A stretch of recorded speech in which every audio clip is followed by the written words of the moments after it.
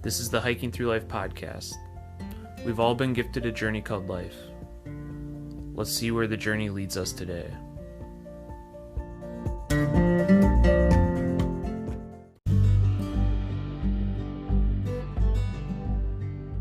Welcome to the Hiking Through Life podcast, where we talk with people who in some way, shape, or form have been influenced by the outdoors. I'm Andy, the producer of this podcast, and my lovely wife Sarah will be your host. Together, we make up Hiking Through Life. This podcast is all about bringing all kinds of people who are inspired by the outdoors and sharing their stories. We hope that by sharing people's stories, it inspires others to get out and live a more meaningful life. Tune in every week for new episodes, or better yet, subscribe to the Hiking Through Life podcast on your favorite podcast provider. If you enjoy this podcast, please share it with others. Also, if you have a story to share or know of anyone who might be interested in being a guest on this podcast, head on over to hikingthroughlife.net/podcast and get in touch with us. Now sit back and enjoy this week's episode. Welcome to the Hiking Through Life podcast. Today we have Sarah Histand on the podcast.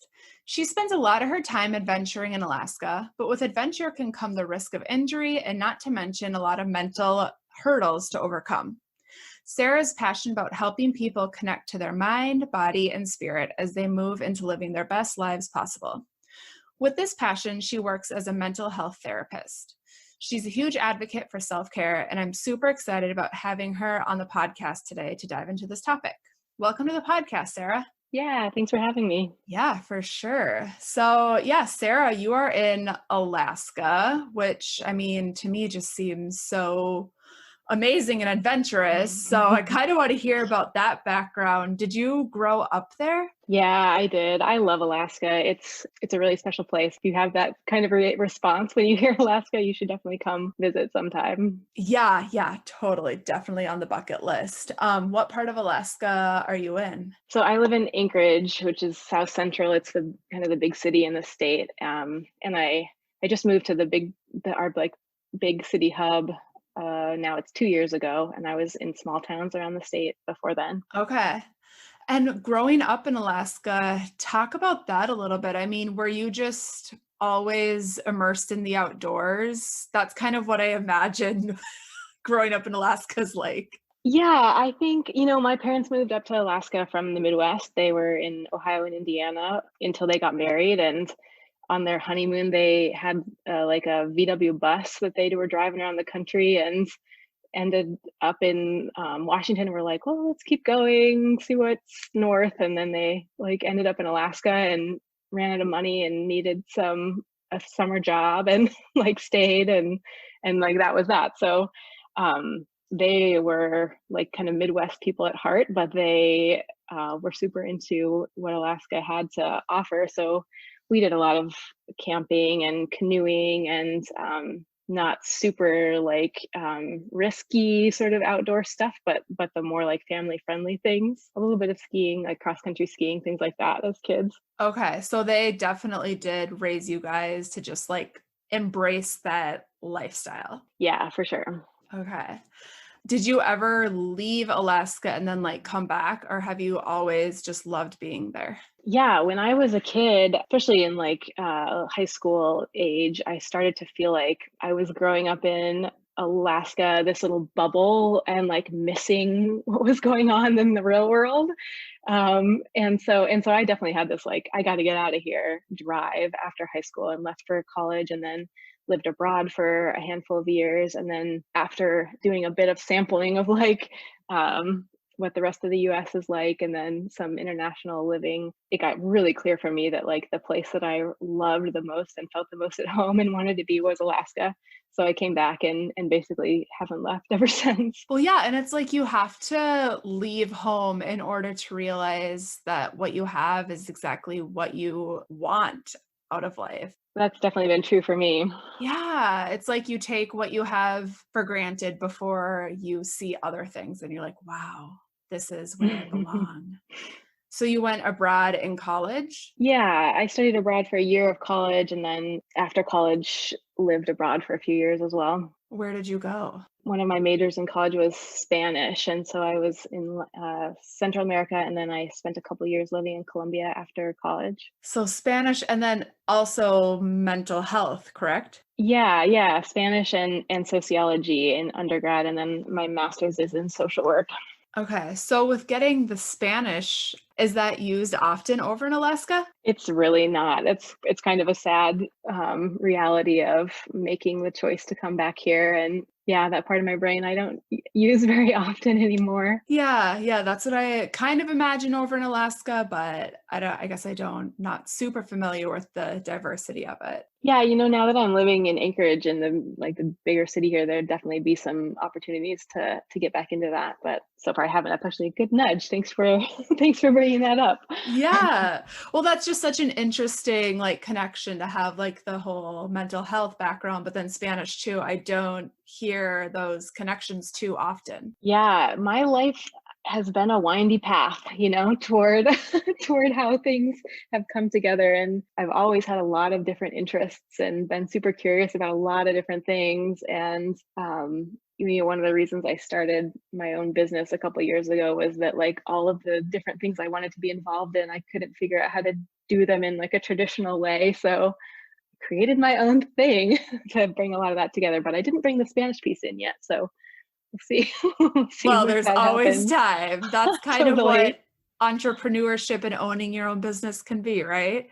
I guess Cre- so, yeah. Creating it to be what you want. Yeah, well, and I loved that about like just like reading your website, you weave like mental health and like the physical part into it and just like the whole self. And that's exactly what we need as humans to thrive and do our best every day.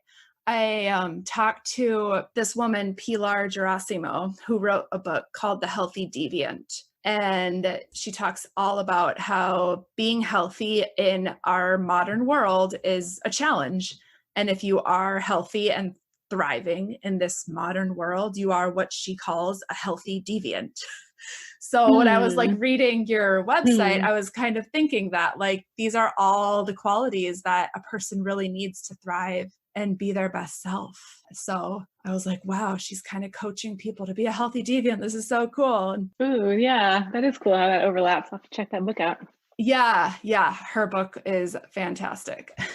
But I totally agree that like our sort of culture has separated these things, like our physical thing is one, and our like we go to the doctors for our physical health, and we go to like someone else for our mental health, and then we go outside to do other stuff. But the way it feels true for me, and I like believe is true for everyone, when we can bring all of these pieces together, there's tons of ways that they overlap and can support each other. So a lot of my work these days is fitness now online for people who want to do outdoor recreation stuff, but like we do training for our bodies, and it's like such a great opportunity to work on building mental capacity as well, and then we can like take all those skills and put them to work on a backpacking trip. So cool. Oh my gosh. Yeah, 100%. Like every day when you work out is kind of, it's just a mental challenge to get yourself to do that. Yes. Especially like in quarantine some days where I was just like, oh my gosh, I just want to keep being lazy. And all I need to do is walk downstairs and do my workout. It's tough, because sometimes we need to rest too, and it's pretty tricky to know like how to balance that out, like how to listen to your body and give it what it needs, when sometimes what it needs is the day off, and sometimes what it needs is to like overcome the inertia of the couch and Netflix and like actually move some energy. Yeah, exactly. And some days all we need to do is stretch, just simply stretch our bodies. I think that's so important. Yeah, for sure. So, how did you even like get interested in this type of work? Was there like an event that just like was like eye-opening to you that happened to you personally? Yeah, I mean, windy path, like I said earlier, but for sure, at one point, I was working in small town Alaska gym. I was running this little gym in Valdez, Alaska, and teaching a bunch of fitness classes. And I had been over the few years previous to that, I had been trying to learn how to downhill ski and really having a hard time with it. It was a slow process.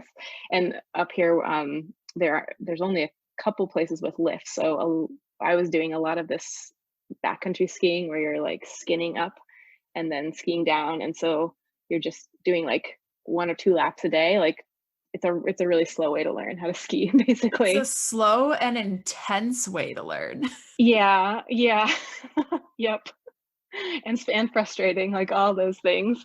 And beautiful, but for sure slow. So when I started running this gym and skiing at the same time, it like clicked for me. I started teaching this type of class that felt like it translated over to my skiing so well that all of a sudden the things that I'd been trying to get my body to do in the mountains, all of a sudden like I could do them. And it like I had the strength that I needed to pull off like what being outside was asking of me. And that is what like set this thing into motion, where I was like, okay, we can like really effectively train for what we're trying to do outside when we're not don't have the time to go on a big trip or even like get to a trailhead. You could do a short gym workout or a living room workout. Now it's living room workouts, and still have it be just as effective.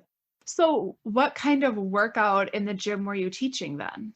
These are interval training, body weight intervals is what I teach. And it was a methodology that's called Tabata Boot Camp at that time, taught by Mindy Milray. That methodology isn't around anymore, but I've taken the foundation that she built with that and then tweaked it to make it even more outdoors oriented.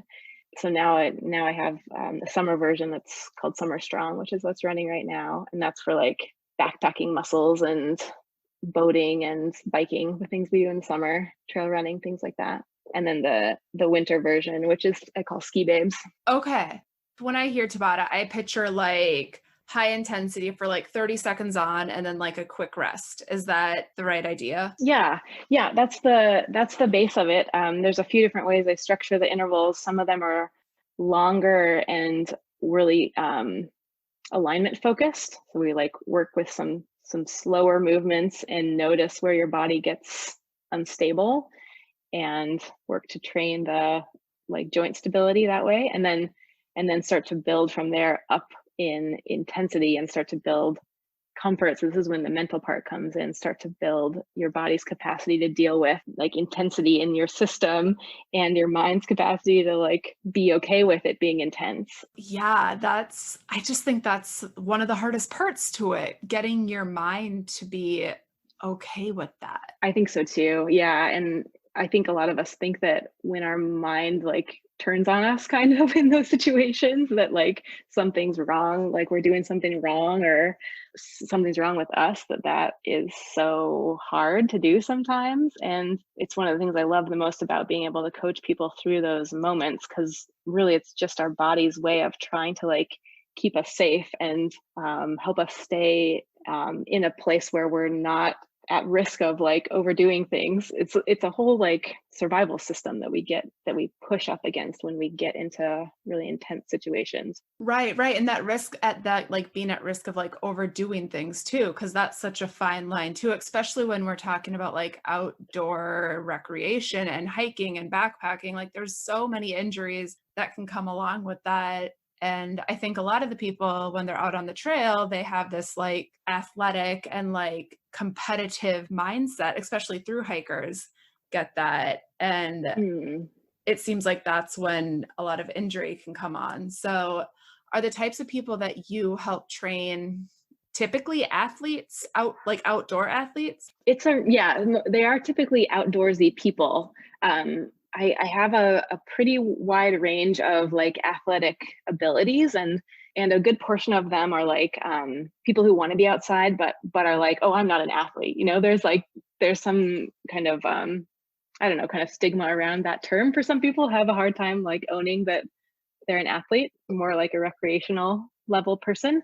So there's some people in like that category, and then there are others who are like trying to do really big goals in the backcountry and want their body to be able to withstand as much as possible, like climbing Denali and going on big backcountry traverses in Alaska or in the lower 48. This stuff is really adjustable. So you get to like tweak it with like to match wherever your body's at. It's pretty cool that way. Yeah. I mean, it just sounds like each person you work with, it's very like catered to their very specific goals and needs. And I mean, even like your example of like what got you into this work, like how you wanted to learn how to ski. So like, do people ever come to you and they're like, I just want to be able to go on my first backpacking trip? Yeah. I think, one of my goals with this work was to be able to like take away the physical barrier. Cause okay, so like we all who are like excited about outdoor stuff kind of know the benefits of being outside. And I for sure like want to share that. I want like everybody to experience the benefits that come from being able to like support yourself outside, do challenging stuff and the empowerment and all that stuff that comes from it. But like when your body is not there, when you haven't done that stuff for a while, or you're, in a slump in your fitness, it's possible to like be outside and have it just really suck. It's really hard to have fun when your body is tired. So I feel like that's a piece we can like help take off the table without even having to go outside to do it.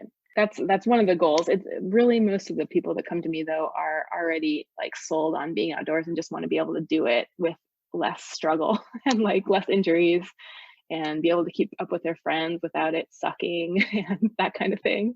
Yeah. I mean, that's so true. Like it definitely can be an awful experience. And I mean, that's why people don't even try something like that, because they're just so held back in their mind and their physical well-being. So this whole idea of kind of helping people physically and mentally to do that is pretty awesome. I think a lot of people can benefit from this type of work that you're doing. So, I mean, do you want it to veer more towards only those type of people, or like you want it to be a whole umbrella still? I want it to be as inclusive and as wide ranging as possible. I think the people who are naturally drawn in are already kind of sold on the idea of outdoor stuff. But the more we can make the outdoor space accessible and inclusive to people who don't necessarily like fit the mold, the better. I think, people with different sized bodies and different races and like all of that stuff, the outdoor space is not as diverse as it could be. And I think we have a lot of work to do on that. 100%. Yeah. I think about that a lot. The diversity, it's for everyone, every person, every shape, every size, every age. It absolutely is. Yeah, for sure. So what does when someone comes to you, what does that look like? How do you kind of like process the situation with them to get them started on this coaching journey, or I guess mental health? Like, is it a therapy journey that you call it with them? So what I'm doing these days is primarily group programs. So, and it's fitness oriented. So we do 6-week training sessions, and people sign up to be a part of that group. And together we do workouts that are streamed. And then there's mindset and mental work each week that we're incorporating into the workouts as well. And some nutrition work in there too. But yeah, it's mostly this like building physical strength and mental strength together through the workouts, and then like trying to take the same tools into your weekend and notice what happens when you're outside too on your days outside. So then like, do they come and kind of report back to you how that went for them? Yeah, we try to have as much conversation. So I mean, it's all online these days, and so and really has been online for the last couple of years. I was teaching this series in person in Valdez before I moved over to Anchorage 2 years ago, and when I made the move, I switched it all over to online. And so, so we have a couple places like discussion boards, places where the community can come together and share what they're doing and connect that way. And yeah, it's like titrated learning on these mental components that you kind of have to get awareness of, and then you have to practice it to get it to like actually happen when you're stressed. I think a lot of times like people come in because they're like, I need to get in shape. I want to feel better. Like fitness is kind of something that people are often looking for. But what people tell me at the end is they're like, oh, I didn't know I needed the mental part, but honestly, that made the biggest difference. And that I love to hear. That's so fun for me to know, because that's been true for me personally as well. And it's really neat to see that clicking for others. So like you're saying, a lot of the time people come to you who are already physically in shape in a decent amount, but just need like that extra mental boost. More like they kind of know that they need some structure to take their fitness to the next level. A lot of us, I think, can get in like decently good shape ourselves just by, especially if you're somebody who likes to be outside, you like outside as much as they can get in. But sometimes it's hard to get really trained up to full potential on your own because it's hard to push yourself to do the exercises that like aren't as fun, and it's hard to make the time for the workout stuff that is, especially if you want to be outside, as a lot of us do. So it's nice. People come to me because they want some structure, and they like want someone to be like, this is what you do today. They come for the physical stuff and they get surprised by the mental piece being as impactful as it is. Right, right. Yeah. I mean, just having that structure. I mean, even like I'm thinking about like myself throughout COVID, I go to group fitness classes at the gym pre-COVID, and like Mm-hmm. having like my fitness instructor to like in class like push you and push you and push you is so motivating. And now I like watch all these Mm-hmm. videos, but it's just a person through a screen talking to me, and there's not other people surrounding me. So it's been a mental shift for myself to like be able to like get myself to do it without others, like because sometimes I would like they always say don't compare yourself to others in the gym, but they like motivate me. The energy in the room totally motivates me to be surrounded by like 30 other people doing this like high intensity workout. Mm-hmm. So yeah, just like the past 3 months of working out has been a huge shift. But I also think like mentally for people the past 3 months, it's been a challenge too. Like I said, to even get themselves to get off that couch and do something and move. Yeah. I mean, you're totally right. We are social creatures. That's part of how humans have evolved in groups. And there may be a couple people out there that can really self-motivate and work just as hard as they can when there's like other people around. That's not me either. I think most of us tend to like really benefit from having another person there to help motivate. So it's not always having to come from you. And yeah, even like on the days where you don't necessarily feel like it, but you'll feel better afterwards. It's really nice to have someone else kind of carry that motivation weight for you. Yeah. And there's nervous system reasons for that too. It's not just like a funny thing about you. That's like built into the way our bodies work. So there's science behind it. It's not just not just Yeah. happening.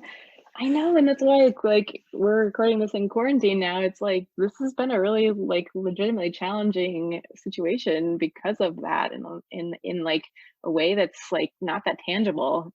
It's a big deal what we're doing. Yeah, totally. Well, and like with your group stuff that you've been doing online through quarantine, I mean, are a lot of those people just like, because like you said, we're social creatures. So are a lot of them, they're probably just craving the socializing. Like I've done like group workouts like on Zoom just because I need like humans to speak to.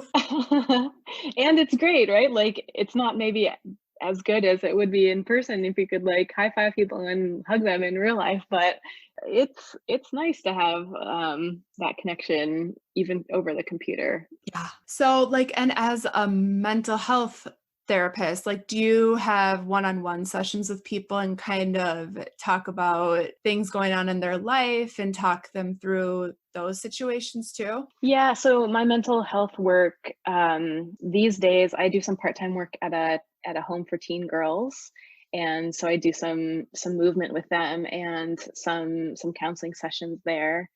My work in my business with mental health is through this psychoeducation and like trying to pass this understanding and these mental health skills on to people through these fitness groups. I mean, it's already like so much that it seems like you're doing and helping people out. That's super cool. I mean, and to balance like your own business and a job, it's a lot.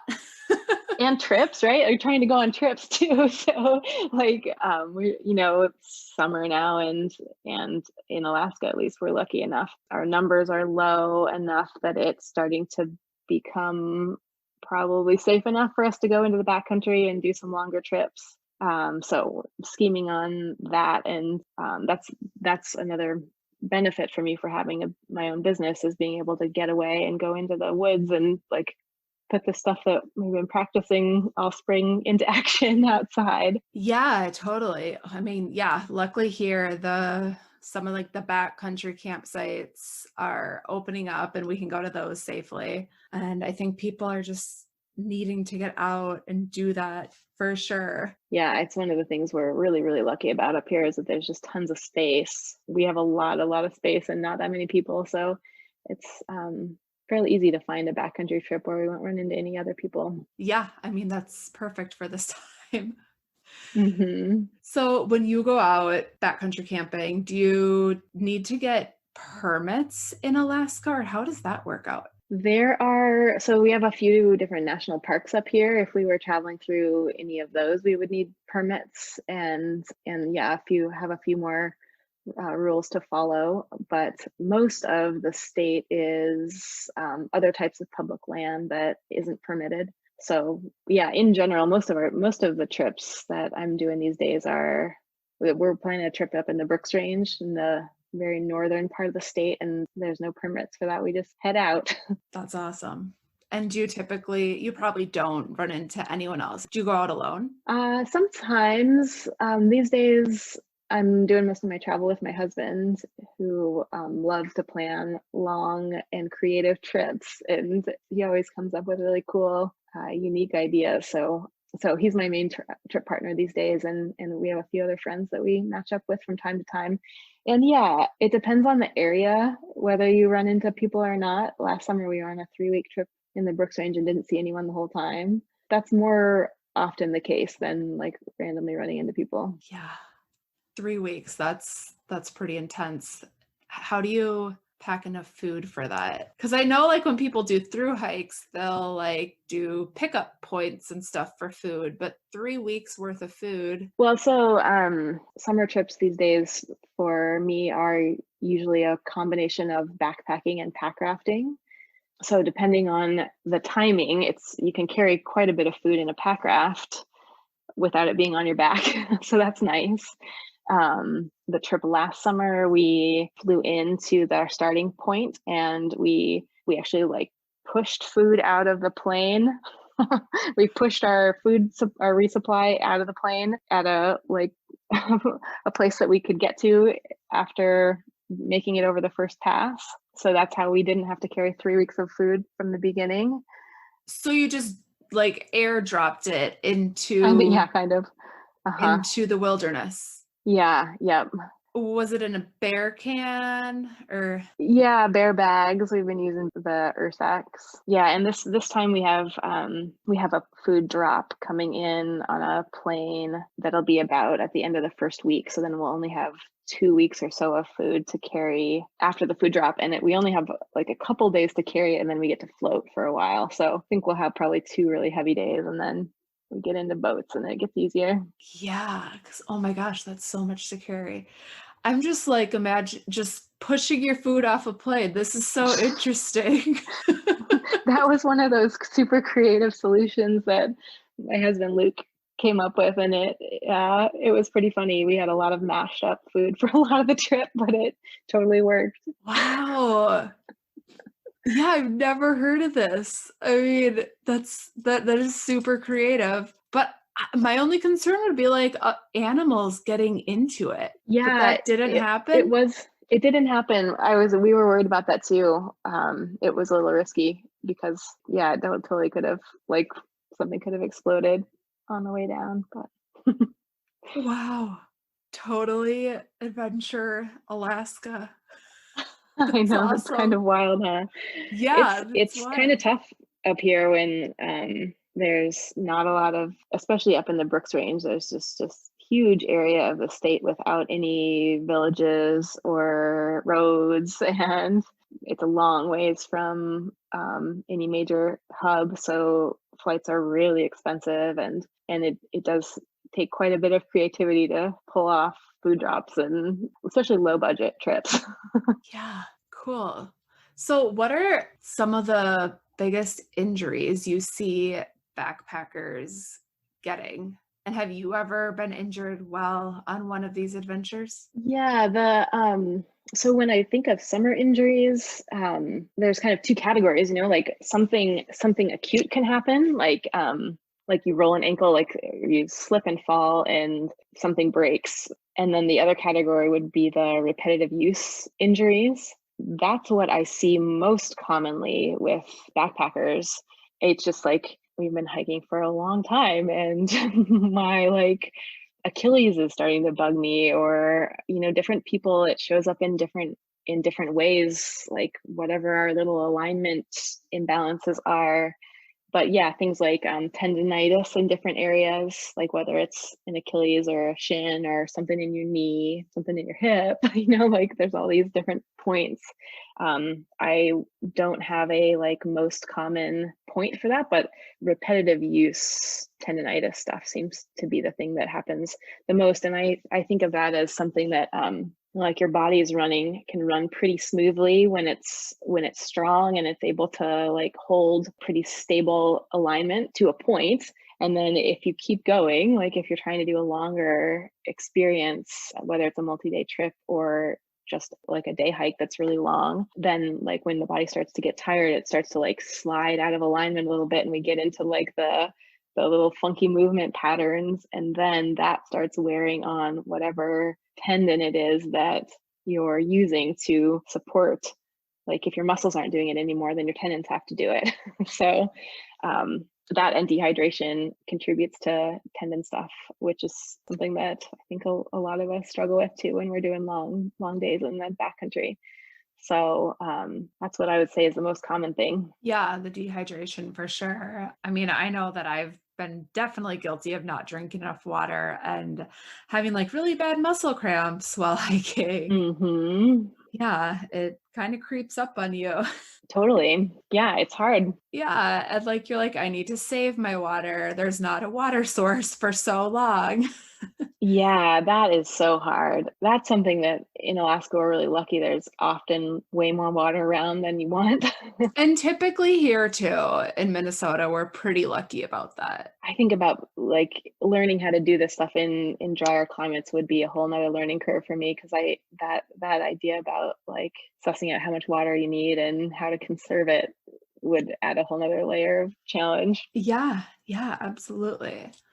So if someone were to get injured way out in the backcountry, I mean, do you have suggestions on ways people can kind of self-care until they get professional help? Yeah, well, with especially with repetitive use stuff. So if you start to get a little twinge of an area that starts to feel fired up, usually if you're fairly body aware and paying attention, you can notice a tendonitis thing when it's in a really early stage.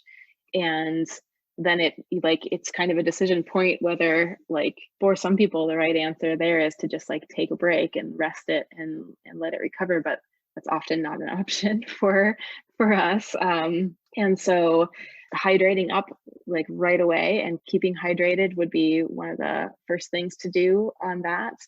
Any our joints, they have the little fluid in between everything that moves, so when things are lubricated, they run smoother. and things these repetitive use injuries happen way less, both water and potentially electrolyte balance to keep fluids in your body. So that would be one piece of it, but then the rest of it is thinking about if there is a way there's almost always some way to shift the way that you're moving to take the load off of whatever tendon you have been overusing there. So an example of that for me would be on a long ski trip a couple of years ago, I was starting to get some Achilles tendonitis, and we still had a couple more days of classic skiing to go. And so like there was no way to not continue like making the same movement pattern happen, but I was able to change my stride, like shorten the stride just a little bit and initiate the motion from my knee. That's what I did in this situation. Instead of like pushing off of my foot, I started like thinking about driving forward from my knee. And that little change of, it's super subtle, but it like changed the way that my body was using the whole system and took the pressure off of that joint. And I was able to finish that trip without tendonitis, which was amazing. Yeah. Well, and like, I love that, like at the beginning of this, you said just like being body aware. Like, that's so important when you're out there doing things like this. You have to know what your body feels like normally to know if something's wrong. And then being able to just like change something so basic, like your small movements, yet go on for multiple more days is so huge. And I think we were like our first time that we were out like paddling a canoe, like I think of the time like I wasn't holding the paddle properly, but just like moving my hand up a little bit made like the biggest difference in how I was gripping the paddle. And I was like, wow, I'm instantly able to do this for hours now. Yeah. Oh, that's so cool. What a good example. It's true. We get like in this little routine, this kind of a rut of the way you're doing something, and little tiny shifts are super helpful, especially like if you're trying to do long, like if, I'm sure through hikers deal with this a lot, but like anybody who's trying to do a long day, like you feel like you have to have a way to like shift your backpack weight from your hips to your shoulders and then to like shift it around. And we can do the same thing with our bodies and just like change the movement pattern subtly a few different times throughout the day and distribute the load around and save our bodies from that repetitive stress. Absolutely. Yeah. I think the backpack thing is so huge. Like, especially for a lot of first time backpackers, they might not know how to wear a backpack properly. So they are putting all the weight of their heavy pack in their shoulders. And that's putting so much strain on yourself. I mean, I've definitely done that. And then I finally realized, wow, there's a hip belt. This is a world of difference. Yeah, right. And then like for me too, so after a while, my hips can get really sore from how like holding all that weight. It does pinch against your IT band, which is one of the areas that kind of tend toward tightness, especially for like hikers and runners. And then that can put like strain on your knee, and that goes on down into your feet. So it for sure has been helpful for me to like recognize, yeah, I can like use that weight on my hips for a while, and then when my hips start to get achy and like need a break, then I can like shift it around and my shoulders can carry it for a little while and let that IT band soften up and do some stretching. And like our body's a really amazing adaptable machine if we like use it that way. Yeah, I think you even had a video about that, the sore hips from backpacking on your website. I remember looking at that one. Yeah, I made that one after like having this repetitive hip pain thing that like would like not even let me sleep on my side when I was in a tent after some of these bigger days. I was like, what is going on? And then finally realized that it was a tight IT band that like just a couple stretches made it go completely away and made my life so much happier. So that was a really easy fix. Yeah. Oh my gosh. Like doing this work as a backpacker has got to be like one of the most beneficial things that you've ever done for yourself. I mean, just being so aware and knowing so many different strategies is such a gift to yourself. It's true, huh? Yeah, I sure love that. It's like I'm so super curious about the body and how it works and the mind too. And feel like I sort of experiment on myself throughout these adventures that we have as to what works. And not everything works every time. So you kind of need a big list of strategies of things to be trying. And I keep adding to my own. And then I really believe that a lot of this, all of it really is their skills and their strategies, and they are things that we can learn and practice, and nothing is making me especially able to do that. It's just a lifetime of practicing it. So it's something I love to spread and empower people to find their own inner awareness and their own ability to build their strategy toolbox. Right, totally. Well, and when people come to you and hear it from you, someone who already is so adventurous and experiencing all this, I think it makes it that much more real for a person to hear because they know that you are out there doing this and experimenting with your own journey and going on crazy long backpacking trips too.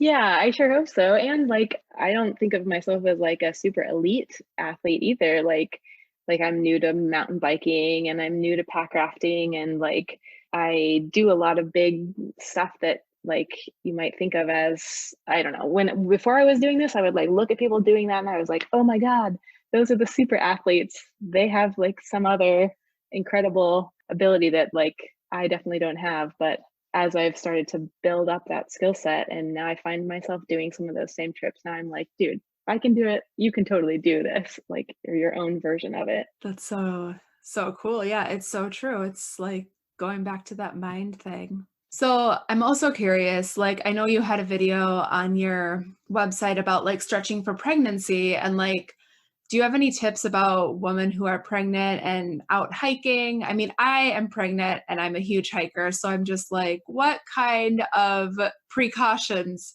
should I be taking out on the trail? Ooh, that's so cool. Congratulations. Thank you. Yeah, so this is a really individualized thing. So the key to like managing a healthy pregnancy is going to be that same thing, that self-awareness and the ability to really listen to what your body is capable of. But, you know, in general, in pregnancy, you have this relaxin going through your system, which just is your body's way of allowing for more space to be created in your joints. My app, yeah, my pregnancy app keeps telling me about that word. Yeah, it's a wild thing. Our bodies are so amazing. But like the thing to be aware about with that is that like your joints will have more ability to move, and so the potential for joint injuries is a bit higher because you have less stability in your system. And so it's a time to be just kind of aware that that's going on, and maybe like you bring trekking poles so you have another like way to stabilize, or maybe you need to take smaller steps. Or I guess what I'm trying to say is that you like your body might be able to do a lot of incredible things. Like we used to say that pregnant women, like we had to like hold them in a bubble, you know, and like can't do anything. And that's certainly not Right. the way that the field is these days. We can do amazing things while pregnant. But I would want you to be aware that like the potential for injury is there, and to be like a little kinder to your body and not ask it to do all the like huge steps, you know, or like running downhill would be something that I'd be a little worried about, because like joints might not respond to that quite as well. You want to be really kind to your pelvic floor when you're carrying extra baby in there. And then make sure you're doing some nice stretching afterward too. Yeah, I mean, I consider myself a pretty body aware person too. And like, I mean, I incorporate yoga into a daily routine of mine. And I did that before I was pregnant too. But I just think that's been so huge for me because I see a lot of other pregnant women posting like, and it seems from my perspective, from what they're writing, it doesn't seem like they're doing stretching and stuff. And I just keep wondering, like, it's probably because I am putting all these great benefits on my body that I'm not having as much pain and side effects of my pregnancy. It's just like something that I've been thinking about so much because, yeah, I'm like a pretty active person and I haven't been very like sick at all. And it's like, wow, like the body really responds to the way you're treating it. And I'm just experiencing it on such this higher level right now. Wow, that's super interesting. Cool. I'm really happy for you. Yeah. I think that yeah, there's definitely a ton of things you can do, and yeah, like you said, stretching is a hugely helpful thing for pregnant bodies. Um, and I think there's this element to pregnancy where it's just like it's gonna be a wild ride, like, and there are some things that you can do to help. And for sure, I want everybody to be an active participant in their pregnancy and not just like let it happen. But for sure sometimes there are pregnancies where you're just like so wiped out that like the active person that you thought you were is really hard to achieve. And I think that can be something that causes a lot of stress for people who like think of themselves as that. And it's this act of letting go of control in a big way, I think. So I just want to make sure, like, if someone's having like a totally different version of that of pregnancy, Right, for they also sure. recognize that, like, even if you're doing all the right things, sometimes your body just like needs to rest a ton. Totally. Yeah, yeah. Everybody does respond so differently. Mhm. Yeah, the body is really nuts. It's crazy. It's amazing. Yeah, and so humbling. Yeah, yeah. But yeah, that video that you have on your website is pretty neat with the ball and different stretches that people can make. Even just like the little figure eights, like those, Mm. like I sometimes just sit on my yoga ball when I'm like hanging out at home and I like naturally do those. And then when you did them in the video, I was like, "Oh my gosh, I do this all the time and I don't even realize it's like an intentional thing." It's a thing, then that's pretty cool because that means that your body's like instinctually asking for something that like has some science behind it, which is, I love it when that happens. You're like, way to go, body. Yeah, yeah, I like didn't even realize it was that beneficial. That's sweet. So yeah, lots of cool stuff on your website. Yeah, I mean, is there any other like important tips backpackers or just outdoors adventure people should be aware of as they go out to care for themselves? Well, while we're on the pregnancy track, I do want to mention that for people who are postpartum, like after you've had a baby, we consider you postpartum for life, so that's like a big portion of the population. And there are some pretty important things we can do to care for our core and pelvic floor after a pregnancy. And even if like your babies are in their teens now, there's still some really impactful work to be done with pelvic floor health. So I just want to make sure to mention that because I think especially for athletic folks, we kind of often think that like our bodies are just gonna like bounce right back and we can like get back to doing the things we were doing beforehand.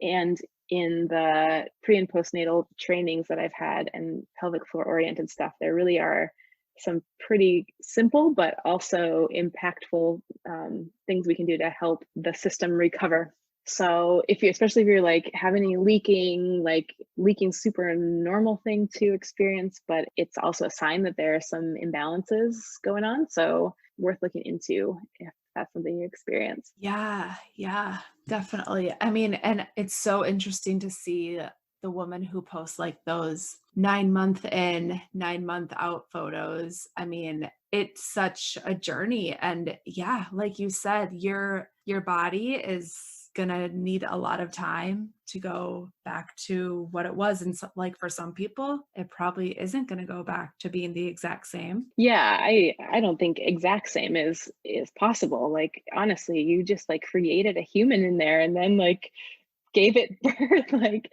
I think that exact same is probably gone, and you can still find a new normal that has a ton of potential. But after having gone through something as epic as that, I don't think you'd even want to go back to the old thing. You got a whole new thing going. Yeah, yeah. Oh, totally. So what are some of the favorite places you've been in Alaska to go on backpacking trips? Good question.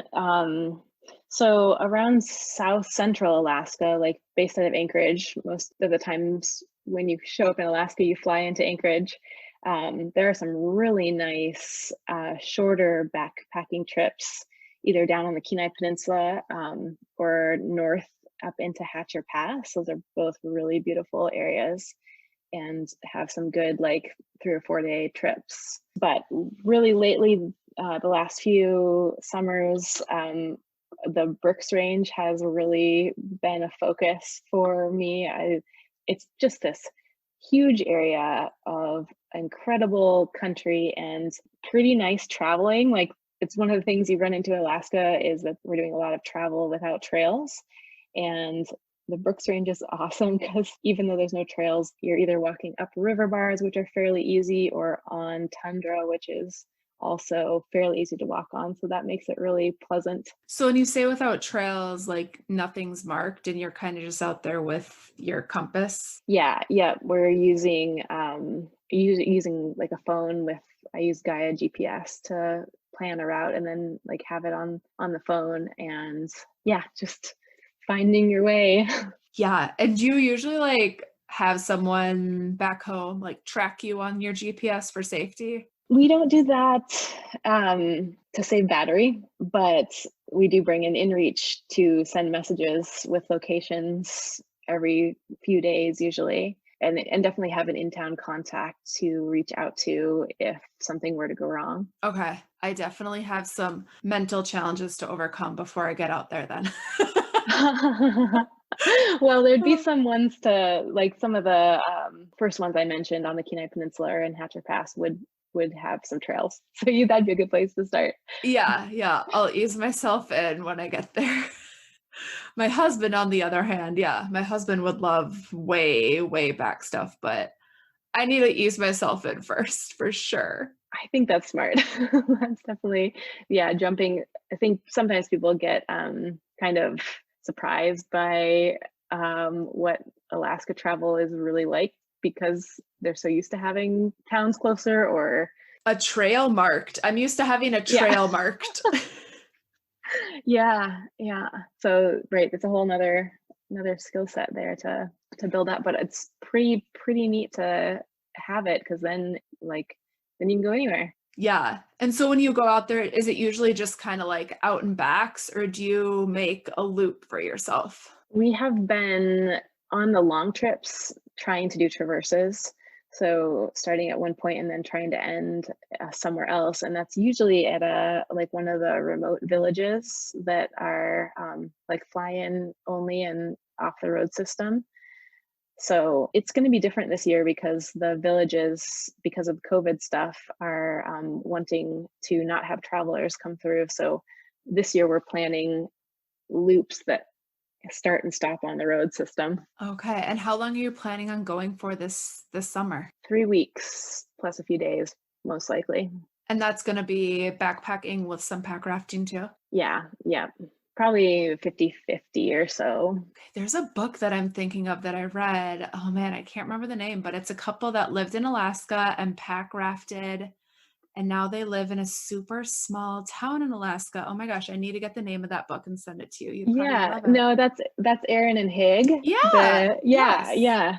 Yep. They are in the same world of people here doing similar things. She wrote 2 books. Have you read her book about the one with the kids? Because that was a super inspiring. Yeah. Yes. It's really incredible what they do with their kids. Yeah, it is. But I remember they were like writing, because they would go on these super long pack raft trips and they would have to just like pee in their clothes and just leave them on for like multiple days at a time because it was so just like the different conditions didn't cause for them to be able to take their clothes off. They had to stay in their clothes, and it was just crazy backcountry stuff. Super hardcore. I forgot that part. Yeah. It was like their wetsuits that they had to stay in. Yeah, okay. But she said like peeing on themselves would warm themselves up. Oh, wow. I read that book too, but I must have blanked that part out. That sounds rough. And then I remember they would like hear whales. Do you ever see whales? So when I was living in Valdez, we would see whales from time to time, but now here in Anchorage, we're in we're on the ocean, but it's less common to see wildlife like that. And if we were doing trips that were more water based, like some people up here do long sea kayaking trips and things like that, but we've been doing more land based and river travel, so less whales. But I'm guessing you see a lot of grizzlies. We do see grizzlies. Yeah. How often? It really depends. It really depends on the area and the season. like in the spring and like midsummer, they're more in the mountains. And then in the fall, when the salmon are running, they're more congregated on the rivers and the ocean. So last summer's trip, we thought we were going to see a lot, and we only maybe saw 5 or 6 on that trip.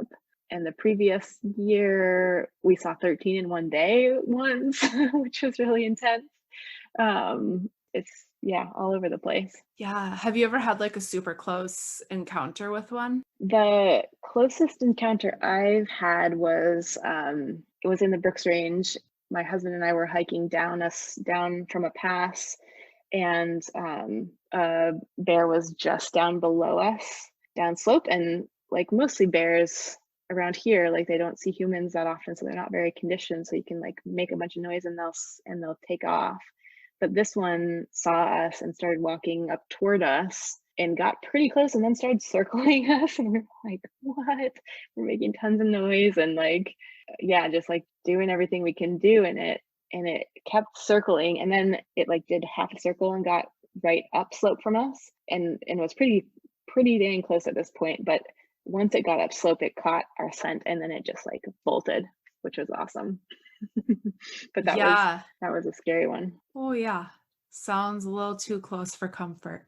Yeah, it was. There was another person we talked to who survived a grizzly attack. The grizzly like full on attacked him, but he survived and wrote a book about it. Yeah, that's so scary. Yeah. But wow, to see 13 in one day, that's pretty incredible what you can run into up there. Yeah. That trip there were 4 of us on that trip, so it was nice to have numbers, and we got really good at sticking close to each other and making lots of noise.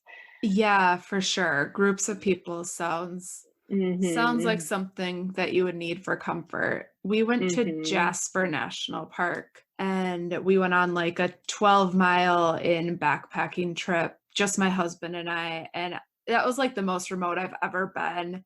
And I was pretty freaked out the whole time, just like on my bear alert constantly. And it was a little hard to have fun because I was just constantly scared of the grizzly coming. And I was like, there's only 2 of us. If something happens, this is gonna be awful. Yeah, it's hard, isn't it? Fear management is a real tough thing to do. Like we get into that like kind of survival mode part of our brain, and it is like it's impossible to have fun when you're in there. Like that's not what it's for. It's for like being on high alert and like ready to respond. Yeah. I mean, have you found that going out so often has you've trained yourself to know how to handle that a lot more? Yeah, with bears in particular, I've been super lucky to not have any super scary close calls, and have built up a lot of time out there, so that they're not something I get too scared about. Like the things that make my survival system go are like I have some fear of heights.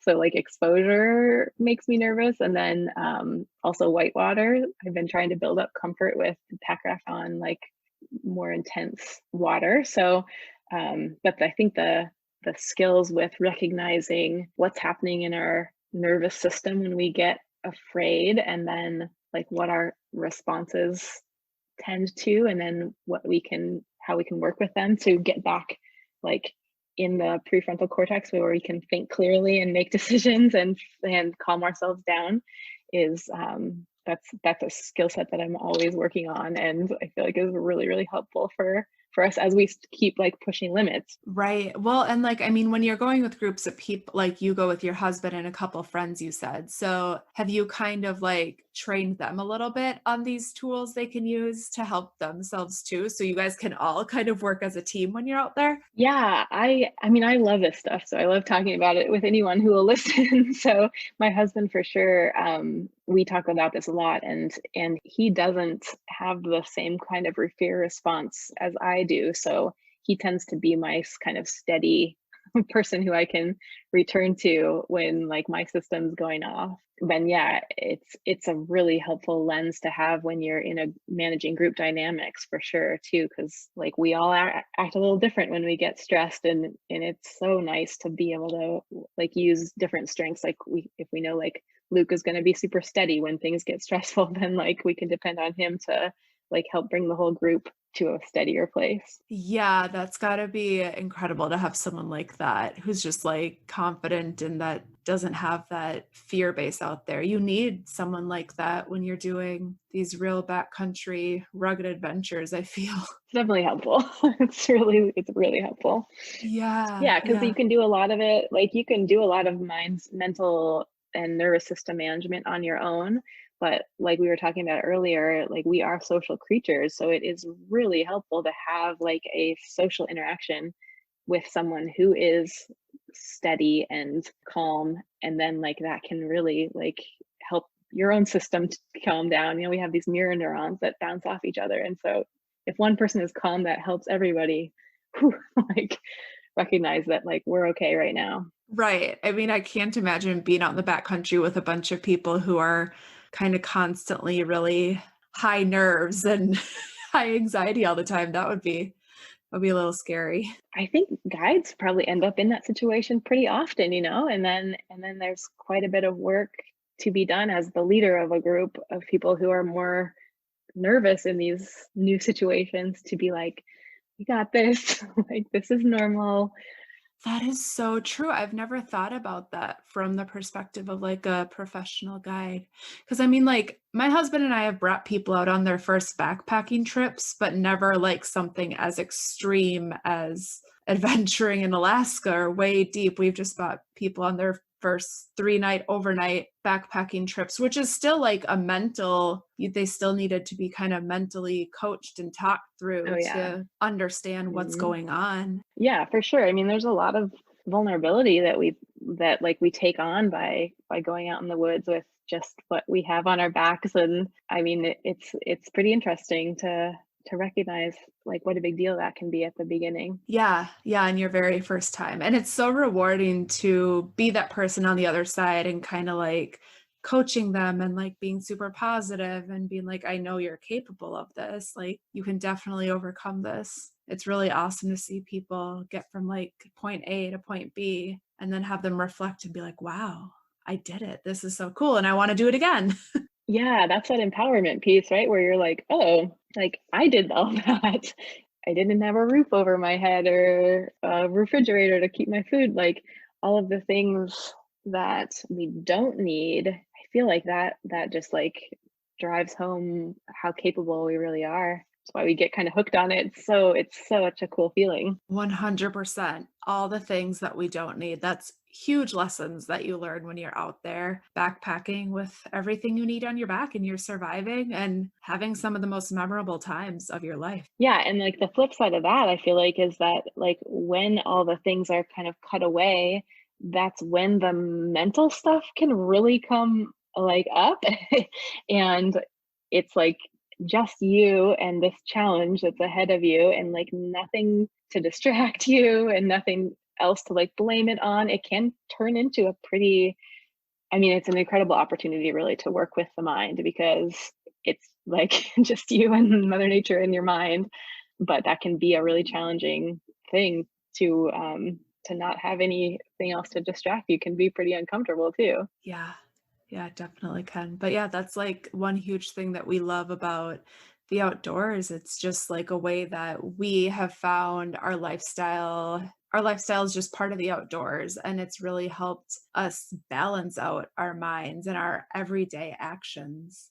Just Mm. something as simple as getting outside for like 10, 15 minutes and what it's doing for us. But then, yeah, relating it back to those backpacking trips that we've been on and all the challenges you have, and that you realize you can overcome this. Like, I can climb this hill and I'll be okay. In the moment, it's a huge mental struggle. So, if people want to get in touch with you, learn a little bit more, and reach out to you, where can they go for more information? So thanks for asking that. I've put as much as possible up on my website. So that is sarahmhistand.com. And that is where like the summer I'm running Summer Strong programs that start about every 6 weeks. And then there's another round that'll start in August. So I'd love to have as many new folks in that as possible. So yeah, this is my invitation. And then in the winter, that'll transition to Ski Babes, which is the winter version of it. Yeah, so there's all that stuff on the website as well as the free videos that you were talking about, like the sore hips for backpacking and all that is on the website. And I have an Instagram account that I have been working on building up. And that's also my name, Sarah M. Histand. And that's a good place to reach out to me. I've been actually kind of enjoying Instagram lately. And if you want to like send a private message there, that'd be a good way to get in touch. Perfect. So people can reach out on Instagram. Instagram is an amazing source. Yeah, it's pretty cool to see what everybody's up to that way. Well, awesome. Thank you so much for coming on today. This has been super informative, and people should definitely go check out your website and your videos. Yeah, you're welcome. It was really fun talking with you. Awesome.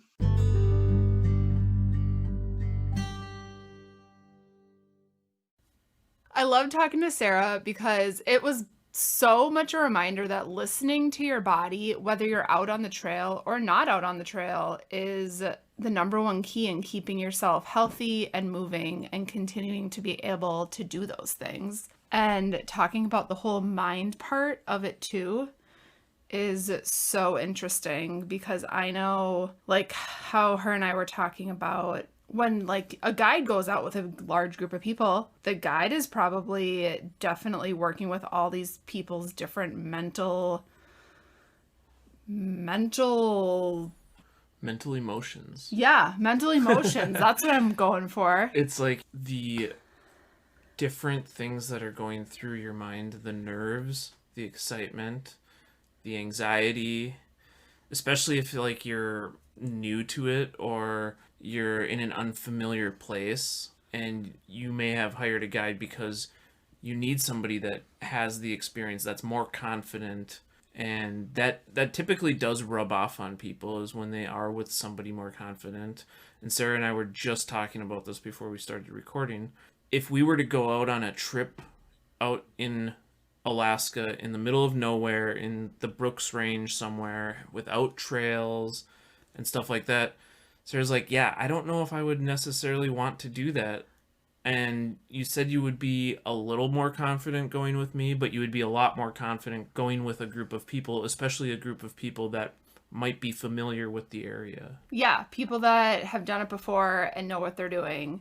I mean, that makes a huge difference, because it's awesome to get out there and adventure and do these things, but you still need to be aware and have that safety and precaution to do things that are just outside of your normal comfort zone and just the normal habits that you are accustomed to. Yeah, and I mean, there are people who just dive in and do this stuff without anyone who is experienced, but it's kind of rare, I would think.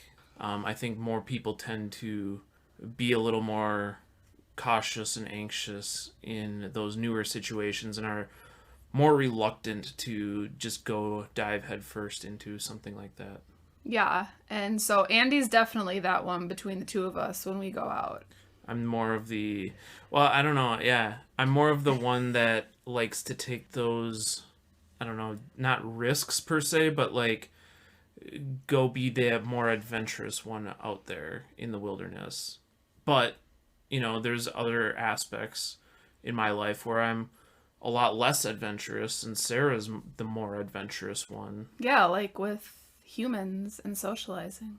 Yeah, like if you were to go to a new city, Sarah, like a new country, you like to immerse yourself into the people and the culture within that city. However, I'm kind of the opposite, and maybe that's why I like the wilderness more, is because it's less intimidating for me. But then again, everyone has their own strengths in their own mind and comfort levels. And this podcast was just like so cool, because the mind really, it's all about the mind. And when I was talking to Sarah about the whole like working out thing, we are such social creatures. And I know the second I got back to going to the gym, I was able to be motivated and working out again in my classes because I was surrounded by people again. Yeah, I just want to go back to that example of like the guide and maybe like the anxious or nervous people that they're taking out, or just the varying emotional mindsets that they might get themselves into while they're out on a trip. Something I thought of while I was listening to you and Sarah's conversation was, we've taken a couple people out, a couple groups, family, friends, for their first times up in the Boundary Waters on backpacking trips, and being in those same shoes as like a guide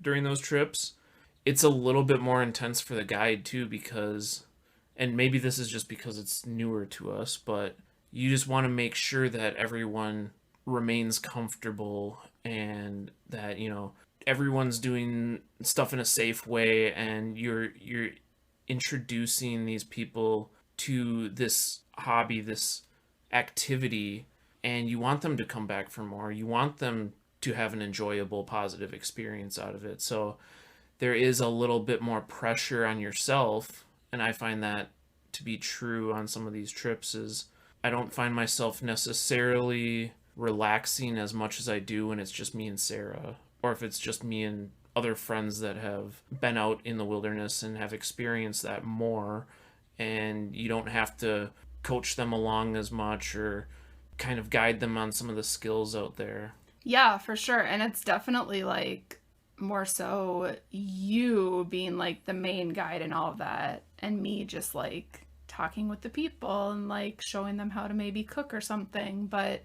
yeah, it's definitely a different experience when you're bringing out people for their very first time. Yeah, so it was very interesting, just like a little thought I had while you and Sarah were discussing that, and how she was saying, yeah, it's very interesting how those guides have to deal with, all of those different kind of things that come up with people, and just calming them and kind of working them through people. Things. And I was like, yeah, we haven't experienced anything that was too drastic or anything like that, but it's just kind of that added layer of, okay, just got to make sure that, everyone's comfortable.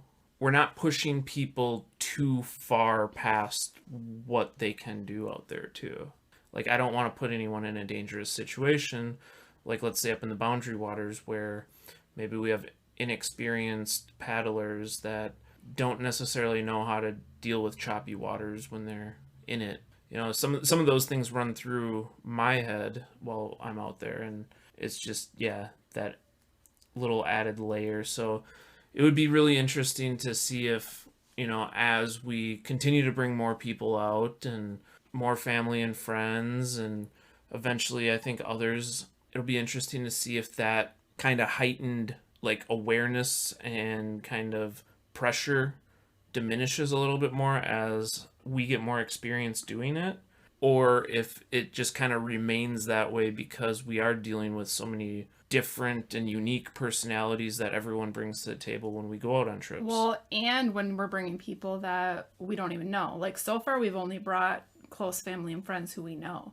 When you're bringing someone who you don't even know, I'm sure that pressure is definitely still on because you don't necessarily know their personality. Yeah, it's just one thing that I really, really thought about. And another thing is just, I loved listening to her various experiences up in the Alaskan wilderness up there. That was very exciting for me, and it really got me wanting to go up there and visit now.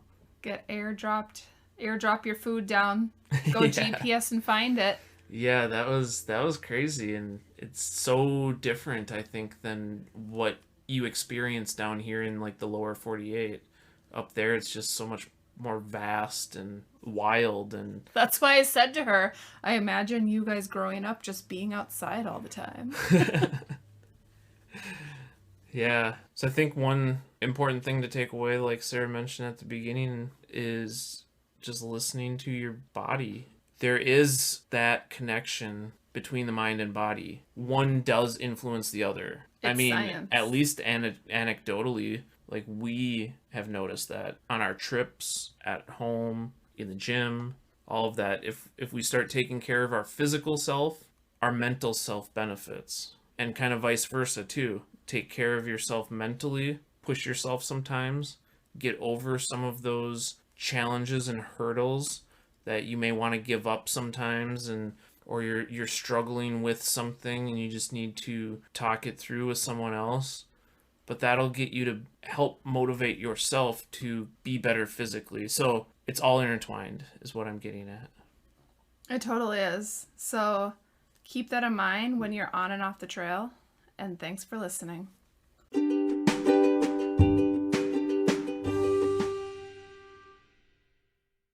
We love sharing these stories with you through the Hiking Through Life podcast, and we're so grateful that you listen to this podcast. If you'd like to support the Hiking Through Life podcast further, we have these amazing new t-shirts and water bottles. The t-shirts come in 4 colors, and the water bottles are perfect for trails, adventuring, or daily use. Consider checking them out at hikingthroughlife.net/shop. Use the code podcast and receive 10% off your first order.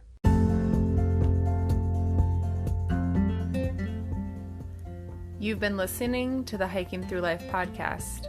Peace, love, and hike through life.